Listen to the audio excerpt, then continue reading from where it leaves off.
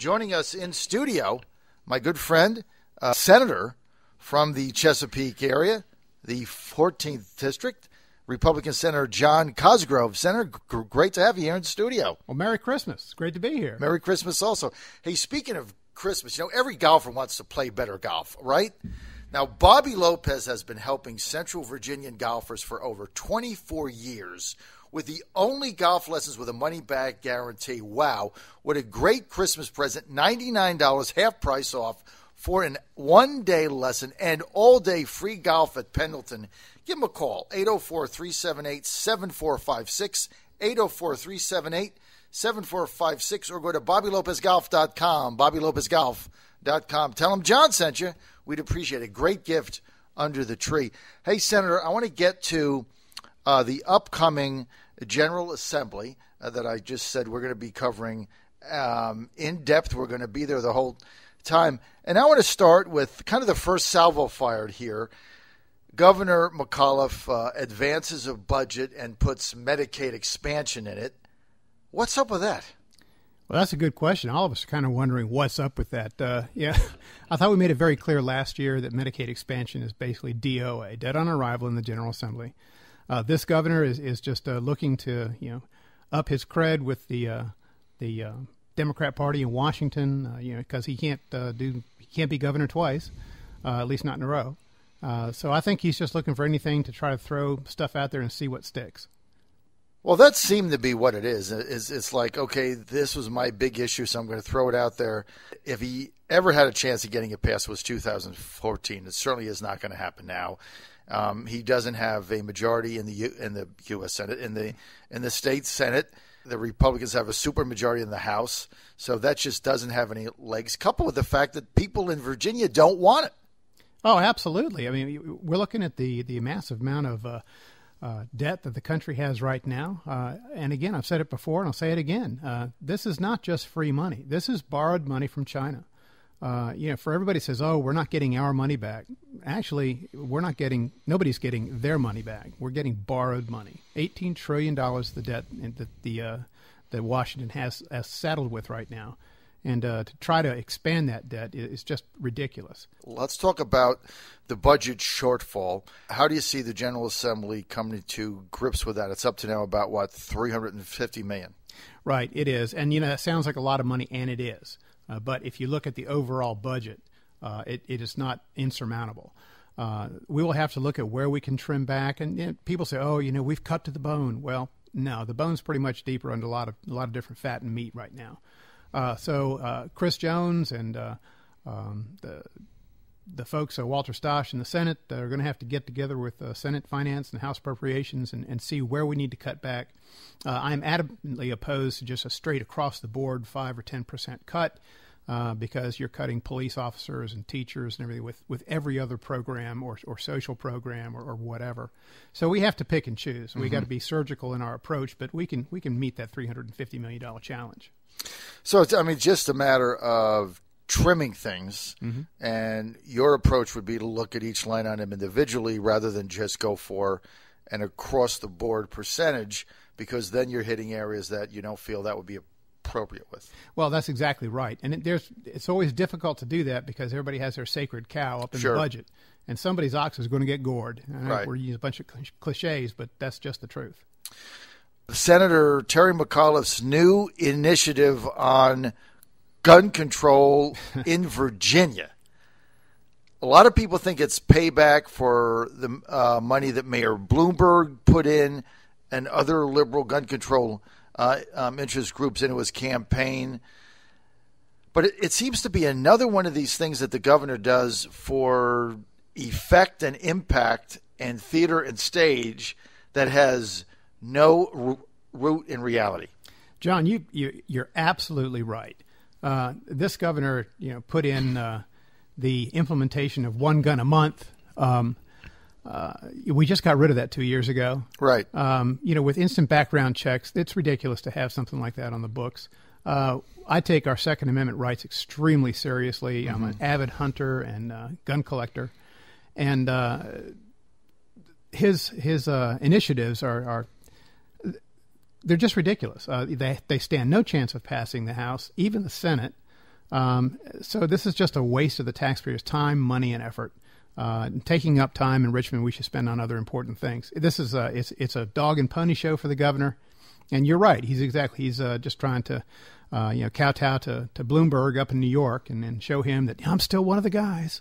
You know, a lot of us thought that in 2015, after kind of his maiden voyage, that Governor McAuliffe would change his approach. Because remember, he went into 2014, didn't really understand how the process worked, a lot of bluster, a lot of happy hours, things like that, got nowhere, and rubbed a lot of people the wrong way. And we thought, well, maybe, he goes into 2015, kind of put that behind him. But it seems to be same story, different dance. Absolutely. And the governor has he has no moderator in what he says and does. He's the first one to jump up and just grab a microphone. Probably the most dangerous place to be is between him and a microphone. But some of the things he comes up with, again, like this renewal of gun control, renewal of Medicaid expansion. Sorry, been there, done that, and going to happen again. Senator, your priorities as we go into the 2015 General Assembly, what are they? Well, certainly the budget is first and foremost on everybody's mind right now, where we're going to trim that $350 million and still try to provide the services that the state constitutionally has to provide. I really don't want to see any cuts to education, certainly public safety, and there are many other very valuable programs. And again, that's where we need to pick and choose instead of just go straight across the board and cuts. I'm carrying two bills that I'm particularly fond of this year. One is a bill that will require localities, if they go to John Fredericks' house and say, all right, we're going to raise the assessment on your house. And you say, hey, that's not right. My house hasn't gone up in value that much. Look at the housing market. Right now, you have to prove that the city is wrong. We want to flip that so that if you have an assessment change, you can go to the city and they have to prove why your assessment went up. So, the burden is put on them. They already have all that data. If they didn't, they wouldn't just raise the assessment. Would they, John? No. You want to bet? I don't know. Those are the questions we need to ask. Right. So we need to make sure the onus is not on the taxpayer, but on the taxing authority. And well, right now it's the exact opposite. Exactly. And what we need to do is make it easier on the taxpayer to basically say, look, I think this is wrong. Show me why my assessment is going up. And they'll be entitled to that information. The other one, John, is having to deal with veterans and PTSD. There is a technology called hyperbaric oxygen therapy. Mm-hmm. It's like a big dive tank that divers would come into, relieve the bends and get the nitrogen out of their blood.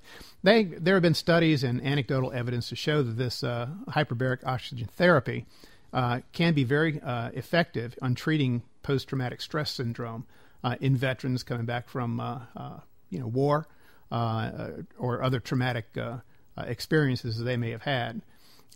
Right now, things are paid for like art therapy, music therapy, that type of thing. Let's get into some hard science and try to put this technology out there so that these folks that come back that have literally been through hell have a chance to get their full life back. Now, this new technology that you're attempting to get funded through the General Assembly, you're a veteran. I know you served with many. Do you have any personal experiences that you could share with us where this particular approach may have been helpful? Well, I've known several folks that have been deployed, especially in Iraq and Afghanistan, the forward deployed folks that have been through months and months of daily stress that you and I could never imagine. Mm-hmm. And they come back and they bring a lot of that back with them.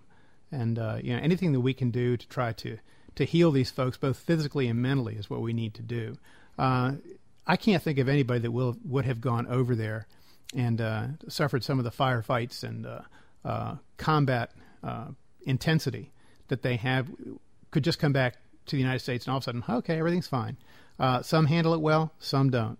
But I have a very, very close friend. We consider him a nephew, mm-hmm. who's a special operator. And he's been deployed a lot. And certainly he can't talk a lot about what he does. But you can see it in his eyes that, it leaves an impact. Right. So look, at the end of the day, anything that we can do in order to help, I think we have to be there. Yep. Try to do something, because until you've gone through that, you really don't understand how bad, how troubled some of our veterans come home. And with everything going on in the VA, they're not getting the proper care and attention. It's not timely, so hopefully those problems will get straightened out. John, I want to get to Joe Morrissey, because it's the topic of the day. I believe today he is going to decide to run as an independent, and I think if he does, he might win. But I got to ask you, even if he wins, he's going to kind of get kicked out of the General Assembly anyway. So what's the point? Well, you'd have to ask Joe. I mean, it seems like there must be a brick short of load there someplace, because he resigned. Now he's going to rerun for his seat. Wearing an ankle bracelet, spending the night in jail. It's absolutely amazing. First off, it's amazing that he got such a light sentence, and then it's also amazing that he got in the work release program. The last thing we need right now in Virginia in the General Assembly is some guy walking in with a bracelet that beeps if he gets out of a certain range. He's already well known for his theatrical stunts and antics on the floor, waving an AK-47 with his finger in the trigger guard. Had to be called down for that. Obviously, he didn't have a clue about weaponry. The man loves to hear himself talk on the floor. And so I really believe that both the Democrats and the Republicans in the House will expel him should he be reelected. And I would hope they would do that, because that's not the kind of person we need in the legislature in Virginia. And the way to, just so our audience knows, to get a member expelled from the General Assembly is you need 2/3, right? That's correct. In the two houses. Right. And they're out. And right. I think that's probably going to happen.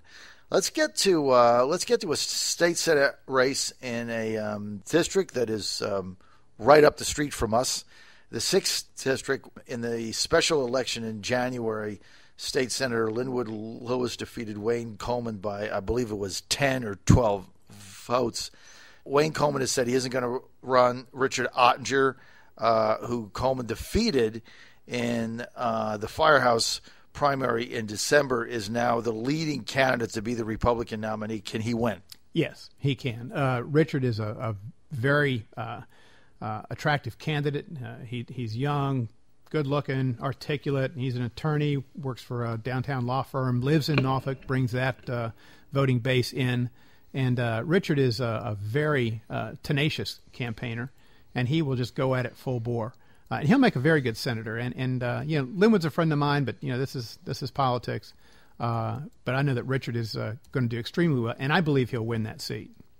Now, how do you think he's from Norfolk. Right. How do you think he's going to play on the Eastern Shore? Well, I think he'll play on the Eastern Shore. Wayne Coleman has been there with Richard already, saying, I'll be there to help you. Wayne knows a lot of the folks on Eastern Shore. Barry Knight certainly knows a lot of folks on Eastern Shore. And I'm sure that they're going to help Richard in his quest for the Senate seat. Again, he brings in the Norfolk block, which is an extremely large piece of that district. He lives in the Hague area, and I think he'll surprise people how well he does. All right, we're out of time. We want to thank Senator John Cosgrove for being with us.